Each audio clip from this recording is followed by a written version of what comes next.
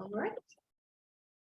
All right. Hello, everyone. Good afternoon. My name is Kaden Boucher. I'm a career consultant in the Career and Professional Development Center, where I work with students in the College of Fine Arts, specifically the visual arts students.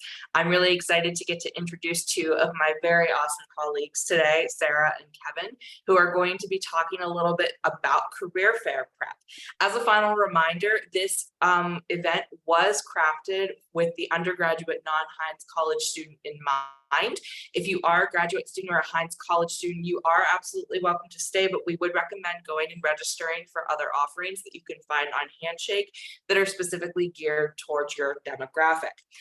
This will be recorded and you will receive a recording after this event following the time that we have to process it. And I will also be monitoring chat throughout this event. So if you have any questions, feel free to throw them in the chat. And without further ado, I would like to introduce Sarah Kurz and Kevin Collins, who will then give you a little bit of a preview of some career fair prep. Take it away, guys. Thanks, Kaden, and welcome everyone. Thank you for attending.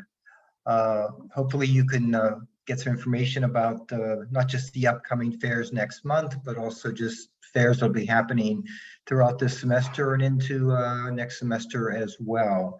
Some things have changed with career fairs if you're a junior or senior, so pay attention to some of the things we'll be talking about. Next slide.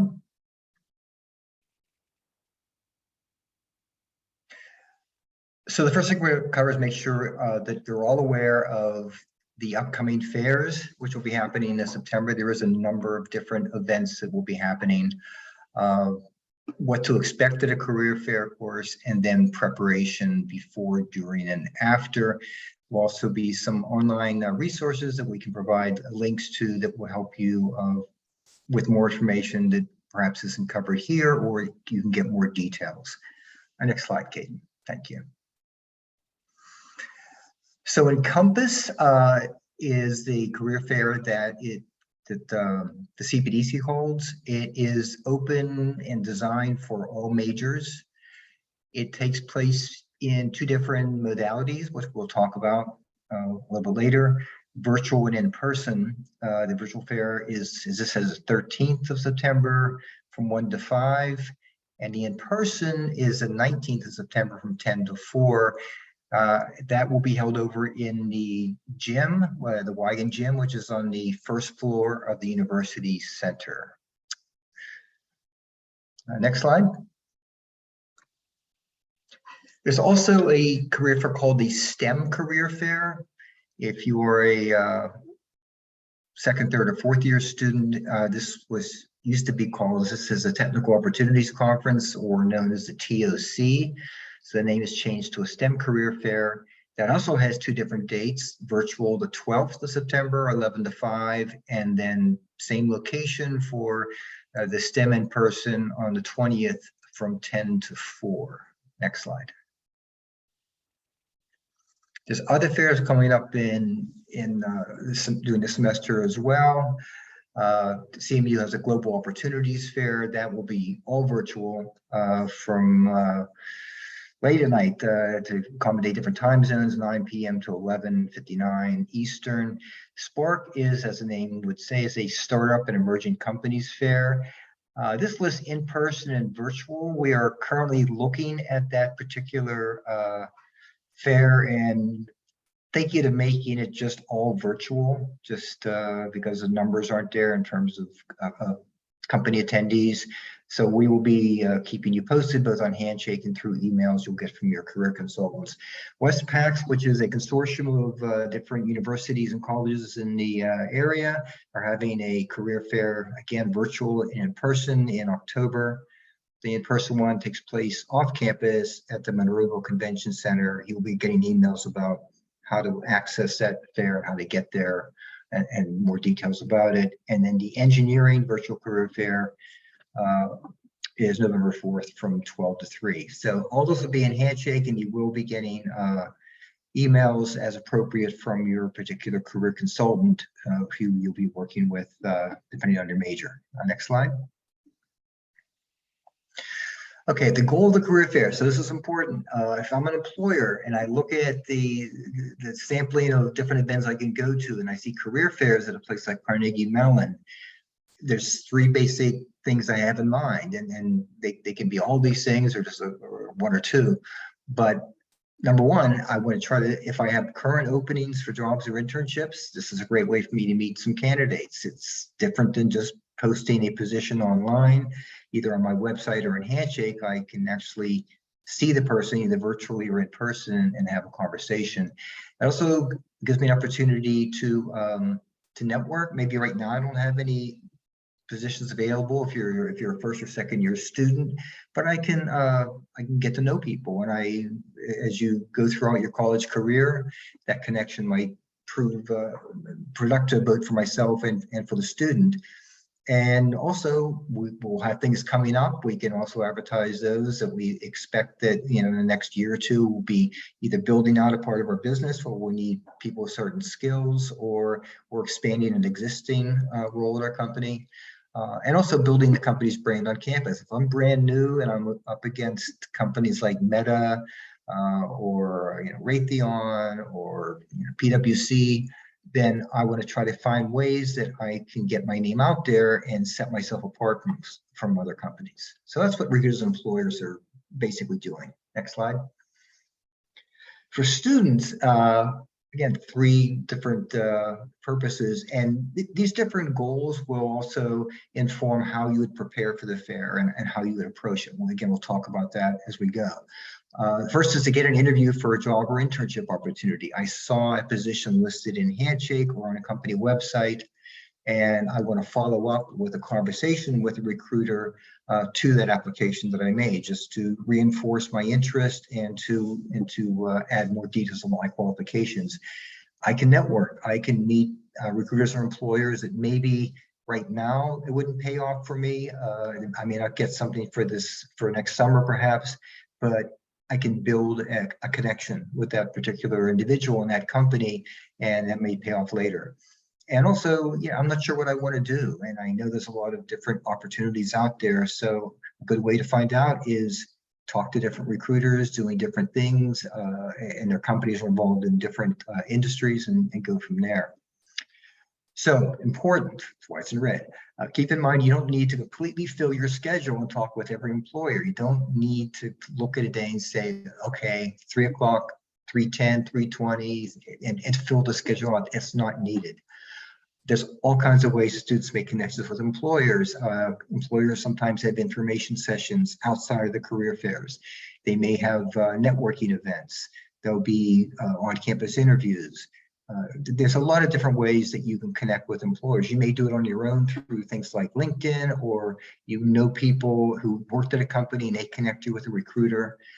So there's a lot of different ways you could do it. Don't feel like the career fair is the only thing that's available, or you have to go to a career fair to get an internship or job.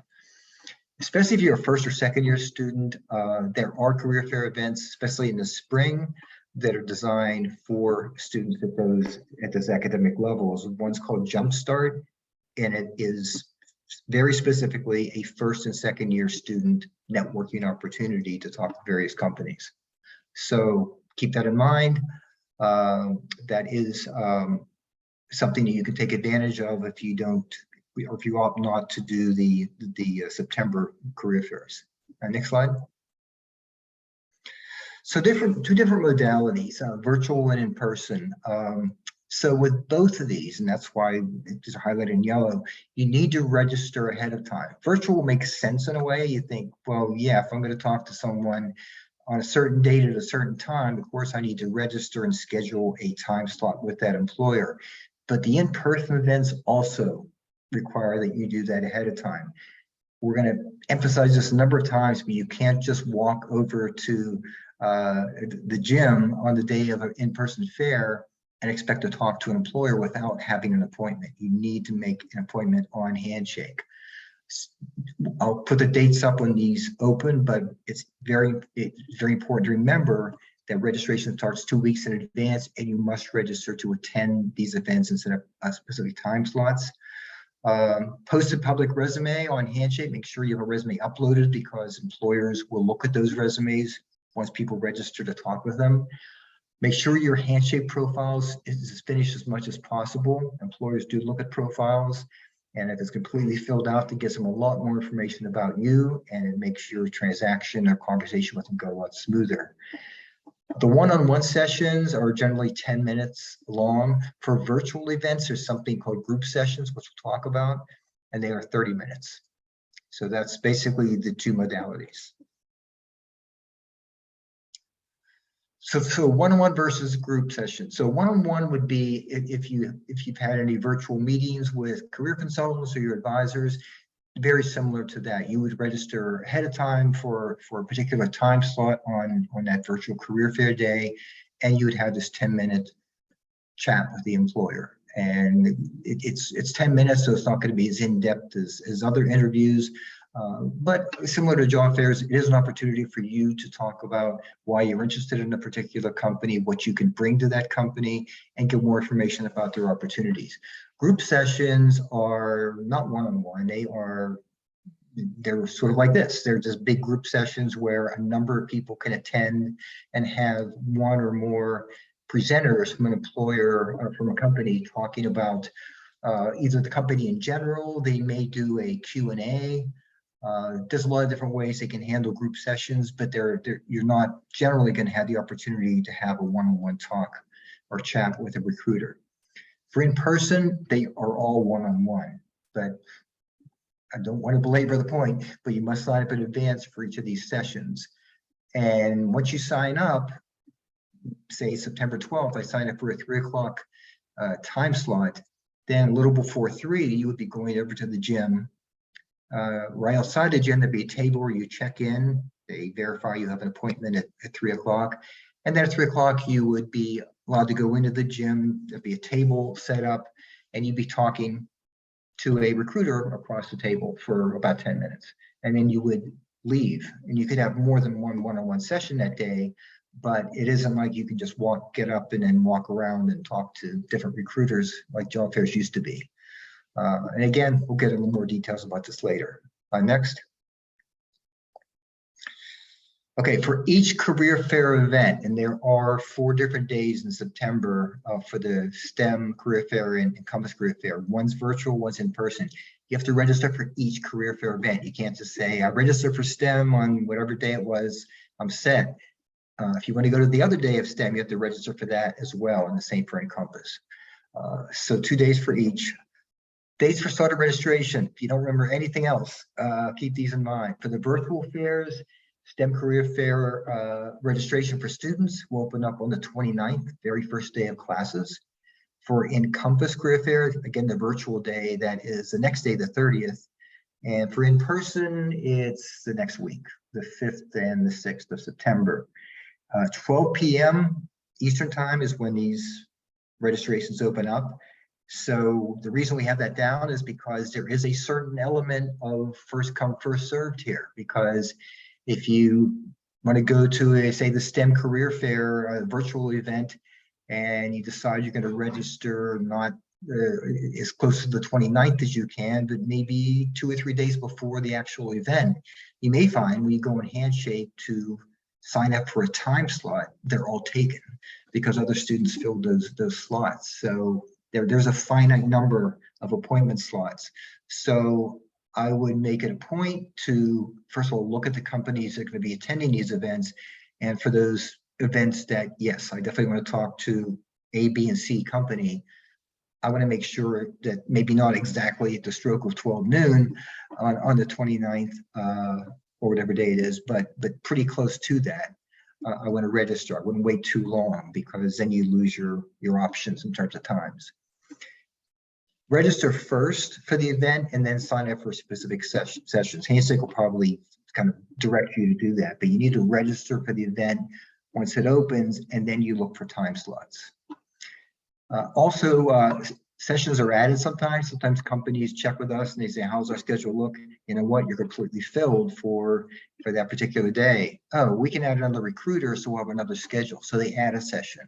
So keep checking back, especially if you didn't get a company you wanted. You can check back and say, oh, a session opened up and I can jump on. Also cancellations. Some students will jump on to the Handshake and they just sign up for a whole bunch of things. And then afterwards they think, yeah, my classes are a lot busier than I thought they would be, and I don't have time to do all this. So I'm just going to cancel those time slots ahead of time, which you can do as long as this is the day before, up to the day before you can cancel. But for people who didn't get on that schedule, now there's openings, right? So you don't have to be obsessively checking, but I would definitely look for opportunities to sign up for time slots that weren't there before. Next slide. Must sign up in advance. Again, just reiterating, I would identify companies that you're interested in prior to the opening of registration. What you don't want is, oh, it's the 29th at 12 noon. It's a virtual STEM event. I'm going to get on Handshake and, oh, let's see what companies are coming. And in the meantime, people are filling up time slots. So I would already have done that. And if you go in Handshake under events and then look for the virtual STEM career fair, virtual Encompass, in-person Encompass, in-person STEM, you can see the companies that are already registered, and that list will grow as we get closer to the event. But I would do that ahead of time, and I would apply for any posted jobs or internships prior to talking with any companies you're interested in, because the first thing they may ask is, oh, you're interested in an internship. Did you apply for our internship? We have it on Handshake. And if you say no, they might say, oh, we'll do that. And that's sort of the end of the conversation. But if you've already done that, then your purpose in being there is to find out more about that internship, more about working at that company, and give them more information about you as a candidate. So I would look for internships or jobs, depending on if you're graduating or not, ahead of time and apply before you go to the fair. Again, one-on-one sessions are about 10 minutes, group sessions are about 30.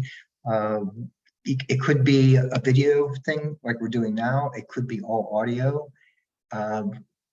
Text-based, I don't see too much of, but you may run into that with the one-on-one sessions where they just decide to do it through chatting. I'll just be ready for any of those. And especially for the video, make sure that you have a more or less professional looking background of some kind. You're not just hanging out in your room and there's clothes hanging behind you. I would treat this as though you were at a career fair and you're trying to look professional.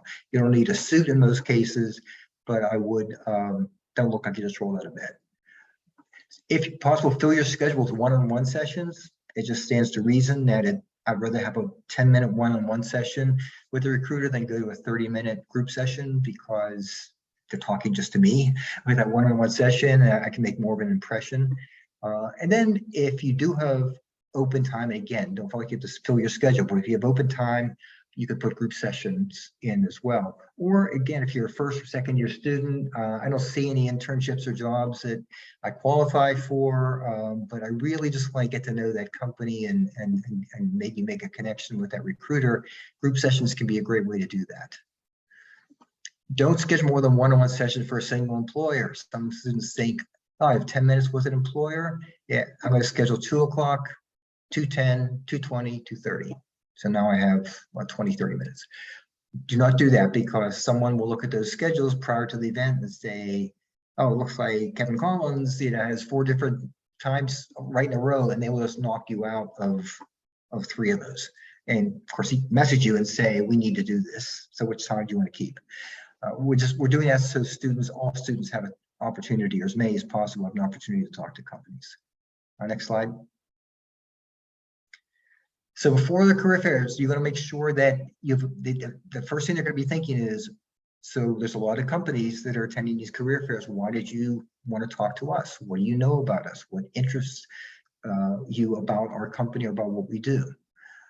So the level of research would depend. If you're going to just a group session, I don't know if you need to go into as much of an in-depth research as, say, one-on-one. And if it's a particular job, or internship, then you definitely want to do a little more research, because now there's some skin in the game, right? I'm interested in a particular opportunity at your company, so I want to make sure that I have some reasons why that would be a good fit for me. It says before, review participating company list on Handshake. You can search by major and job type as well, or just go in a Handshake under events, look for those career fairs, And then you can view attending employers. And again, that list will grow and change as we get closer to the actual date. And then use Handshake, look for a specific employer of interest, and do they have jobs or internships posted on Handshake? And you may have to check back a few times, but once they post something and it looks like it's interesting and you'd qualify, definitely do it ahead of time. And then develop a target list of employers and rank order them, because what's going to happen is, again, when you go to register and put your name in for time slots, you want to have some kind of a plan ahead of time. These are the companies I want to talk with, if possible, and this is their in order, in rank order, and it's subjective, but it gives you some kind of a plan to go by, because the first one I'm going to check out is the first on my list. Is there any time slots? Great, there is. Second one, oh, no time slots. I'll go to number 3. So develop a target list, and whatever system you use, rank order them. Next slide. So this is a really handy dandy kind of wheel to look at when you think about career fairs, or also interviews, anything like that. Because the basic things you want to cover when you're talking with employers would be these 4 things. The red quadrant, who am I?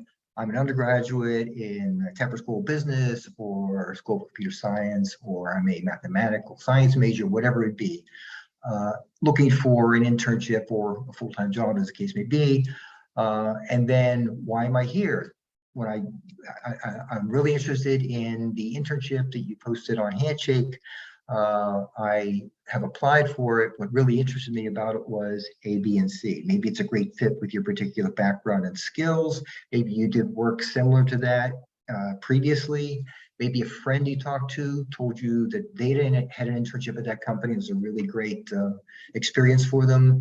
Or you just like what the company does. You really just have a lot of interest in a particular field, like healthcare or something like that. What can I offer in the lower left? And that would be briefly going through your resume. And as my resume indicates, I have X kind of experience, I have these kind of skills. My academic background includes A, B, and C kind of coursework. That particular pitch will be discussed later. Sarah's going to go through it. And then the last part, which is very brief, is and I'd like to spend the time we have, maybe 10 minutes, learning more about your company and how my skills may fit in with your company next summer. Next slide. So when you do your research, and again, this will depend somewhat on what level you're at. So this would be pretty high level. This would be, I'm applying for a particular internship or job. I have an interview coming up with this company, or this 10-minute chat at the career fair. So I'm going to go to a little more detail. So you're going to start from sort of a high level and work your way down. So let's say it's Hulu. Okay, that's a company I just randomly picked. And you start with this very high level. What does the company do? And one place you can find that information is Hoover's, which is an online employer database. You just get sort of you don't have to memorize this, but it just gives you an idea of like, okay, what business is this company in? Is there anything I didn't know about them? This is great information. So you start, this high level, then you work way down. Okay, next slide. So we know something about the company. Now we're going to go into the company website, because this is them talking about themselves. From the company website, they have, Hulu has why we exist. Basically, that's the who we are, or mission. And it can tell you a lot, because it's sort of that's something you can maybe incorporate when you're talking with them. Really interested in the way that your company is committed to connecting with people. That could be something you put into your pitch. Their vision, where they want to be going, what they want to become, is important to know. And then the values. A lot of students want to go to a company that is in sync with their own values and aligns with their values. So at the very least, this will tell you, like, yeah, that sounds like something, a place I'd like to work. It doesn't sound like it's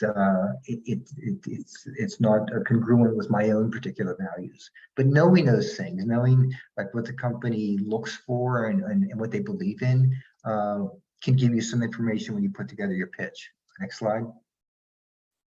So the last thing you look at is a particular posting itself. In this particular instance, it's a program management internship. So this is like the micro level. Now you started from this high level with Hulu and you worked your way down to this.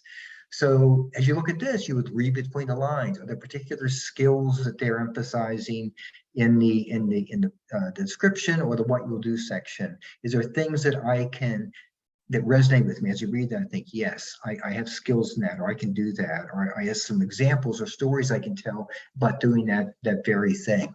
This gives you an idea of the profile they're looking for in candidates when you look at this job posting. Okay, next slide. So other ways you can research too is companies many times will post information on Handshake. They want people to know about their company. So they may put links in, there may be links to videos, and all kinds of things. Company annual reports, latest news. Again, don't feel like you have to memorize just like endless stacks of data, and because they're not going to expect that. They just want you to have sort of a broad overview of what we do and what you like about what we do and how you'd fit in. A basic understanding of what the company does and the key skills they look for in candidates is that slide show is what you want to do. And that could be used for this professional introduction or the pitch you're going to give. And also, that can also help with if you have any questions, because sometimes you read something and you want to know more about a particular thing that they seem to emphasize either in the posting or on their website, or something you read in the news about that company, or something you heard from someone who worked at that company. All those can be used. Next slide. Okay, so you've done your research. You're ready. Prepare an updated resume. For the in-person events, I would take a couple copies of my resume, maybe 2 or 3, because you never know. Sometimes they might say, "Oh, do you have a copy of your resume?" They should have it right on their device, but just in case they don't. And draft your pitch. We'll talk about that.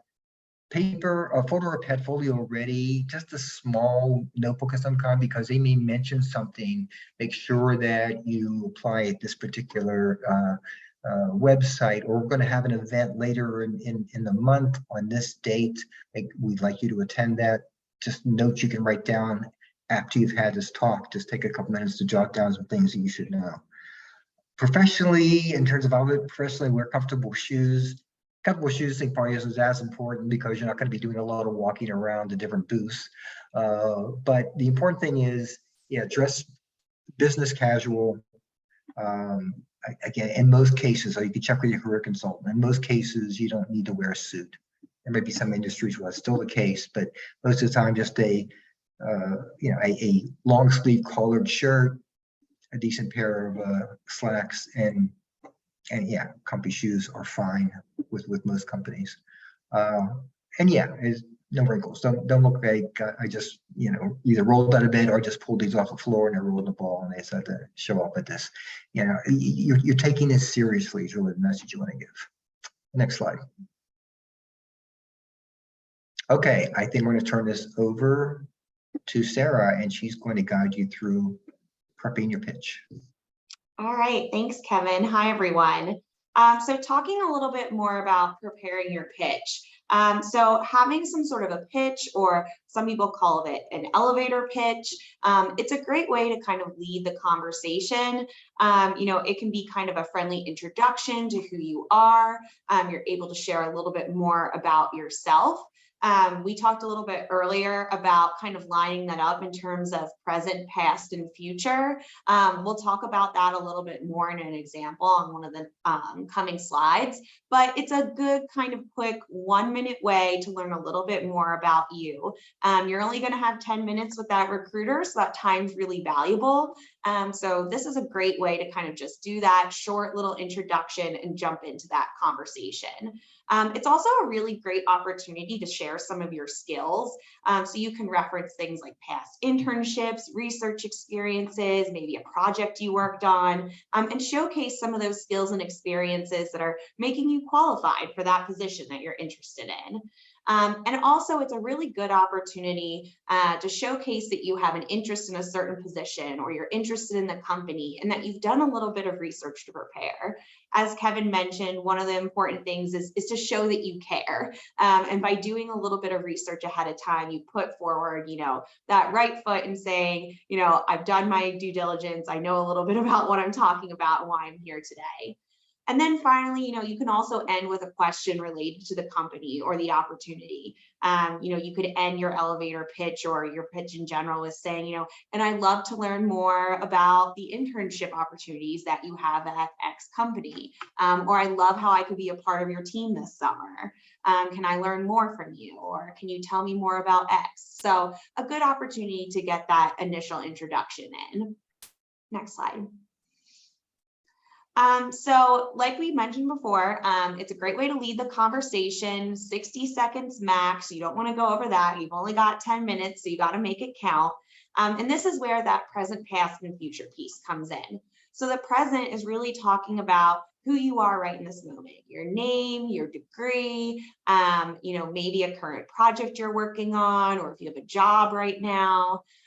Past can be a great way to showcase maybe a previous internship, research experience, maybe why you chose Carnegie Mellon or why you chose to be, whatever major you are.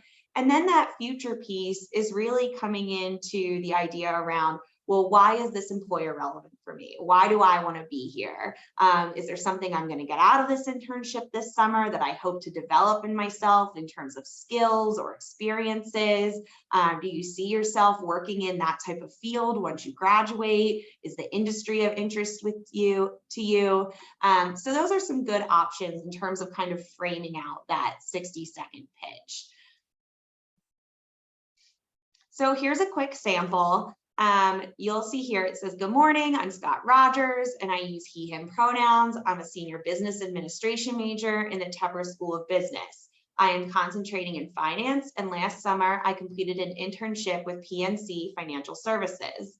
I'm now interested in pursuing a full-time position with ING because I admire the client-focused culture and the amount of effort devoted to developing new employees into strong finance professionals. Could you tell me more about your leadership development program? So you'll see here that within this sample pitch, we have the different sections highlighted. So the red is that present, so talking about who they are in the current, space. This is my name, these are my pronouns, my major. Past, so does a quick little preview of, this is an experience I had last year or last summer in a previous internship. And then future, he really focuses in on this space of, this is what I want to go towards, this is why I really like this company and why I can see myself there. So this is just a quick example of what one of those sample pitches might look like. And yours might not be exactly like this. You might spend, maybe a little bit more time talking about, a skill you developed and why that's bringing you to this company, why you're interested in working there. So, it can change a little bit, but if you kind of hit these 3 different pieces, you'll be in a good place. So, next slide. All right, so preparing for the day of the fair. All right, so some general tips, and these are some things that Kevin started to go over as well. And this is specific to being in person. We'll have another slide that talks about virtual as well. So if you're coming in person, it's never a bad idea to bring a few paper copies of your resume. It doesn't hurt to have them with you, a small, notebook or piece of paper with a pen so that you can write down any information.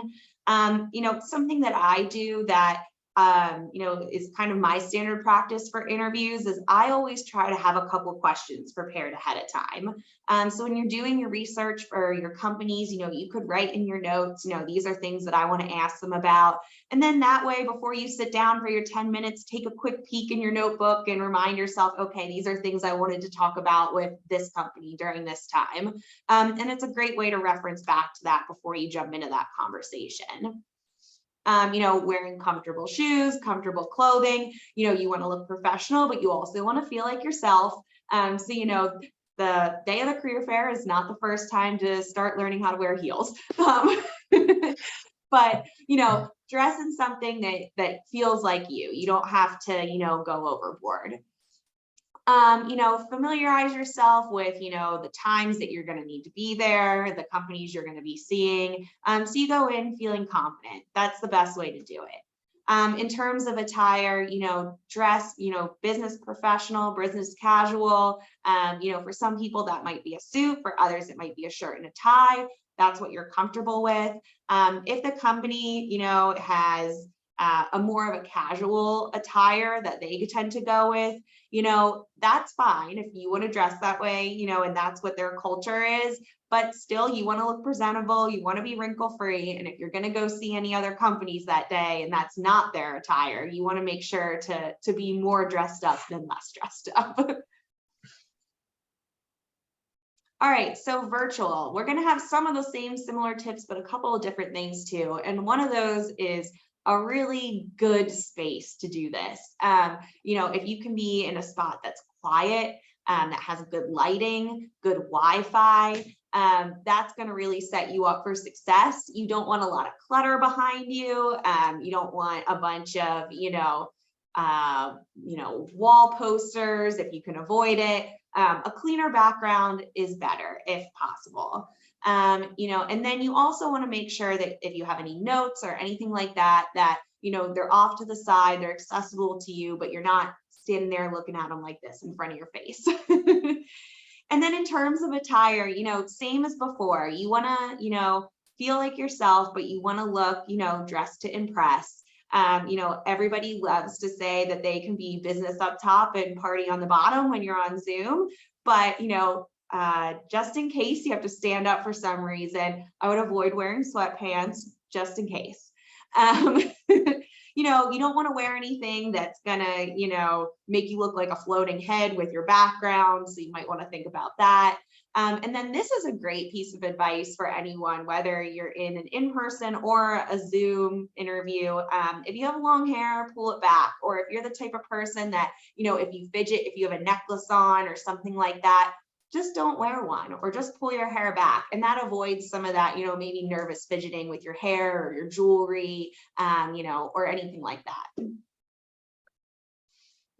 Okay, so it's the day of the career fair. You're going to start talking to recruiters, you're going to sit down or you're going to log onto your Zoom, and here's some things that you can get started with. So you're going to start with that strong first impression, a smile, an introduction. You introduce yourself with your name. If you're in person, you might shake hands depending on how people are feeling about COVID and what the current situation is. You want to let the recruiters introduce themselves, their names, what their positions might be. And then you want to jump into that elevator pitch. So talk a little bit about yourself for a minute before they talk back at you. And then you want to make it a conversation. So you want to ask questions. And this is where that research you did ahead of time is really going to come in handy for you. You don't want to be sitting there staring blind back at them like, I don't know what to say. So ask them about, maybe a little bit more what their company does in the department you're interested in working in. What does this internship look like in the summer? What are some things that interns have worked on before? What does your day look like? So there's all sorts of different questions that you could ask, and you can start preparing those ahead of time. And then you want to close with a strong follow-up. So you want to ask about their contact information and about next steps. You want to thank them for their time. And then you want to write some notes for yourself afterwards. So if they say, go online and apply after this, you've got that written down on where you need to go. We're having a networking event later in the week. Make sure you got that written down. So if you want to attend, you know when and where you need to be. And that's a really good way to kind of just close out and wrap up that 10 minutes. All right, so now it's after the fair. You've done all of your talking. What comes next? So you want to organize yourself. If you've got any business cards, if you've got notes with emails on them, you've got notes with events written down. Now's the time to get organized with that. And one of the ways you can start off is by sending a quick thank you note. This is always good practice. An email is totally fine in this scenario. So take any of those contact information that you got from those recruiters, send them a quick thank you. You might want to mention something you discussed. You might say, as you might remember, my name is Sarah Kurz and I'm a chemical engineering major at CMU. We had the chance to speak today at the fair. Thank you so much for your time. I mentioned I was really interested in X, and I'm really excited to apply for this position. And there you go. And then do your due diligence to follow up on any of those promises. So if you said you would apply, or if they asked you for more information, to send an electronic version of your resume to them, whatever it may be, make sure you follow up and you do those things. And that goes for attending like a one-on-one session too. If you want to make a great first impression beyond just, the 10-minute one-on-one, if they say, hey, come on by to this, event or join in on the Zoom, go ahead and do that too. It never hurts, to have that extra presence to get your foot in the door. And then finally, don't forget to keep track of your email, phone calls. If people are going to be following up with you, you need to stay on top of that. And good timely contact is a really important part of that. All right, so these are just some other resources. When you get this presentation and when you look at the recording again, these are links to things that we have on our career website. So for the CPDC, there's a quick video that gives like some student advice on doing the career fairs. And then there's some also PDF documents, just quick tips, things that we've already talked about today, maybe in a little bit more depth, but also good reminders of some of the things that we've gone through today. So feel free to take a look at those, and I'll just plug this as well. Our website for the CPDC, if you literally just Google CMU CPDC, it'll pop right up. There are so many good resources there. So if you, are looking for sample resumes or quick tips to get started on things, a great place to start. And then, obviously you can always come and see us for an appointment, your career consultants, to talk about pretty much anything we've discussed today and more. All right, so that was a lot of words thrown at you over the last probably 45 minutes or so. So yes, we have a lot of career fairs coming. I know there are probably some questions, so we have some time to take those. So feel free to either type them in the chat or jump in if you have a question.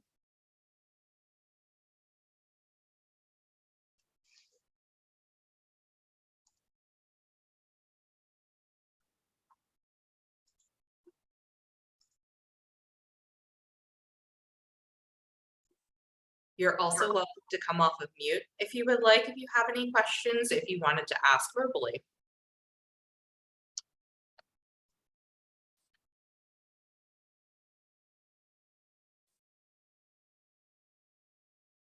All right. Well, Sarah, Kevin, thank you so much for imparting your wisdom to everybody here today. This is a final plug that if you do have any follow-up questions, please feel free to make an appointment with your career consultant, which you can do on Handshake under Career Center appointments. You can also get in touch with your specific career consultant via email. Feel free to find who your career consultant is either via Handshake or the Meet the Staff page on our CMU CPDC website. As I stated before, you will be receiving a recording of this later on after it is processed, but we thank you all so much for taking time out of your day, and good luck with the career fairs that are coming up, and best of luck in your travels back to Pittsburgh, or to Pittsburgh for the first time. Thanks for attending. Thank you. Bye, everyone.